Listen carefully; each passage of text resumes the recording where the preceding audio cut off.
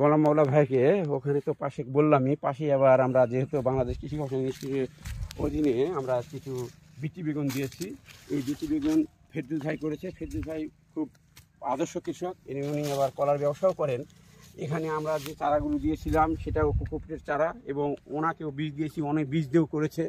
তো যাই হোক, অলমোস্ট আমি এখানে দেখতে পাচ্ছি যে কোকোপিটের চারা দিয়ে বেগুন, বিটি বেগুন করা একেবারে উন্নত মানের একটা পদ্ধতি। আপনারা এই বিটি বেগুন এখানে দেখতে পাচ্ছেন, এবং এখানে বিটি বেগুন অনেকে বলছে যে এটা ফলন কম হয়, কিন্তু আসলে এই যে বড় বড় বেগুন ইনশাল্লাহ ধরে আছে।